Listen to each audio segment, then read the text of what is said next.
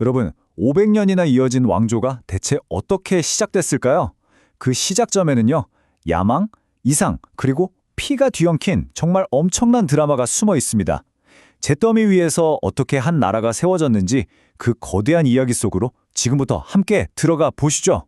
자, 이 문장 한번 보세요.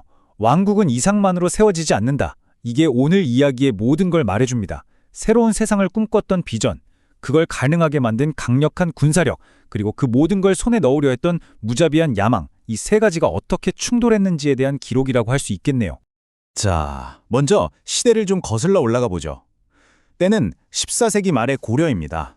당시 고려는 거의 80년 동안 몽골의 간섭을 받으면서 속부터 완전히 고마 있었어요.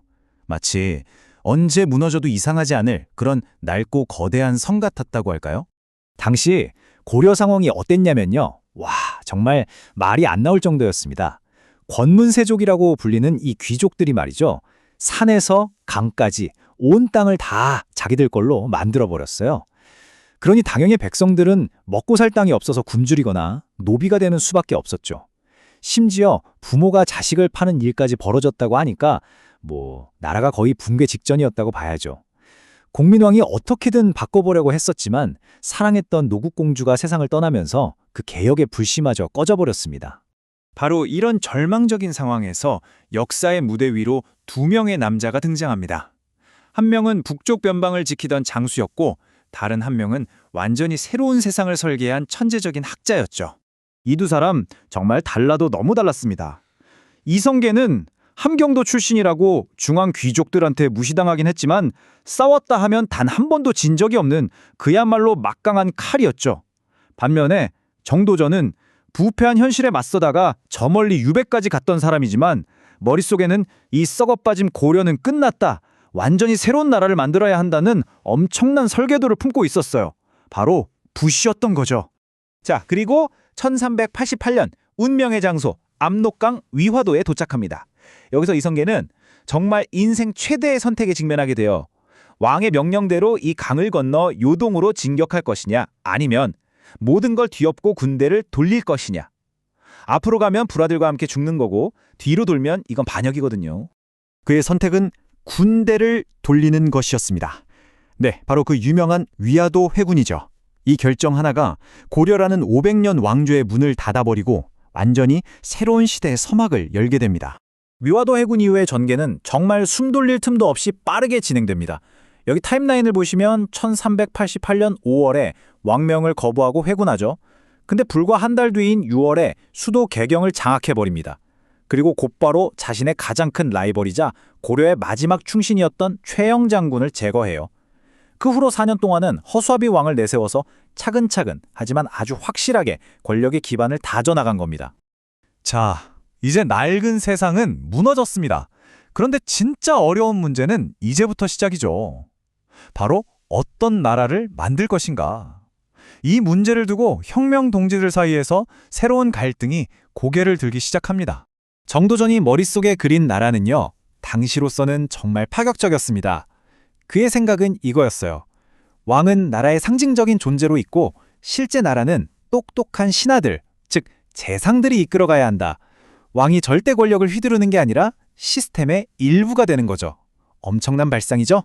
자, 이 지점에서 세 번째 핵심 인물이 무대 중앙으로 나옵니다. 바로 이성계의 다섯째 아들 이방원입니다. 이방원은요, 아버지를 도와 조선을 세우는데 정말 누구보다 큰 공을 세운 인물이에요. 그런데 정도전이 설계하는 새로운 나라를 보니까 오라? 내 역할은 어디 있지? 내 공로는 왜 인정 안 해주지? 하는 불만이 쌓이기 시작한 거죠. 두 사람의 생각 차이는 이 표를 보면 정말 명확하게 드러납니다. 정도전은 왕은 상징일 뿐 권력은 시스템, 즉 붓에서 나와야 한다고 봤어요. 반면에 이방원은 무슨 소리냐? 왕은 절대 권력 그 자체여야 하고 모든 힘은 왕실, 즉 칼에서 나와야 한다고 믿었죠. 이건 그냥 누가 더 힘을 갖느냐의 싸움이 아니었어요. 나라의 근본을 놓고 벌이는 이상과 현실의 거대한 충돌이었습니다. 그리고 이 아슬아슬한 갈등에 기름을 부은 결정적인 사건이 터집니다. 태조 이성계가 정도전과 자신의 둘째 부인의 말을 듣고는 나라를 세우기 위해 피땀 흘려 싸웠던 아들들을 전부 제쳐두고 가장 어린 막내 아들을 세자로 착봉해버린 거예요. 이건 뭐 칼 들고 싸웠던 왕자들 입장에서는 명백한 배신이죠. 뒤통수를 제대로 맞은 겁니다.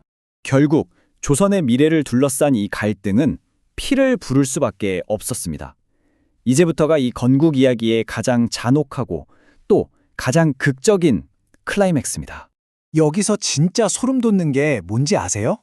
이 거대한 쿠데타를 일으킬 때 이방원이 동원한 병력이 고작 40여 명이었다는 겁니다. 40명이요? 이게 뭘 의미하겠어요? 그만큼 그의 계획이 치밀하고 대담하고 한치의 오차도 없었다는 뜻입니다. 그리고 그날 밤 이방원은 망설임 없이 움직입니다. 첫 번째 타겟, 새로운 조선의 설계자였던 정도전. 두 번째 타겟, 아버지의 사랑을 독차지했던 어린 세자. 그리고 세 번째 타겟, 그 세자의 형까지. 하룻밤 만에 자신의 앞길을 막는 모든 정적을, 심지어 이복 동생들까지 전부 제거해버린 거죠. 정말 냉혹하고 철저한 공격이었습니다.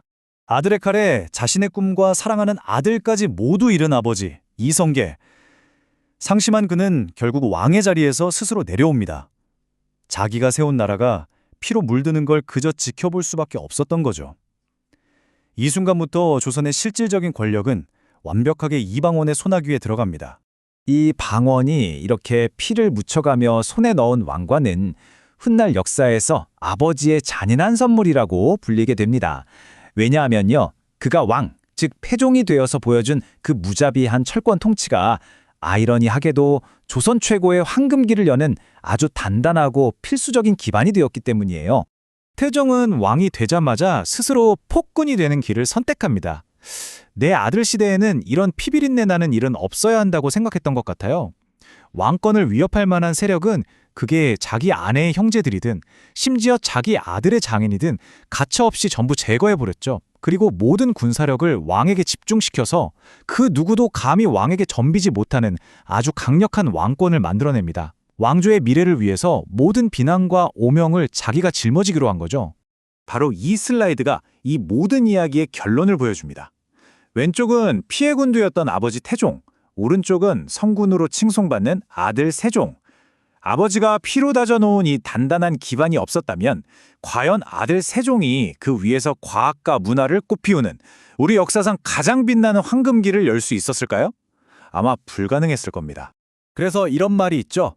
그는 아들이 낙원을 건설할 수 있도록 스스로 지옥을 걸었다. 어쩌면 태종이 남긴 이 피비린내 나는 유산이야말로 아들을 위한 가장 위대하고도 잔혹한 사랑이 아니었을까 생각해보게 됩니다. 자, 그럼 마지막으로 여러분께 질문 하나를 던지면서 마무리하겠습니다. 과연 피의 기반 위에 세워진 황금 시대는 진정으로 빛날 수 있는 걸까요?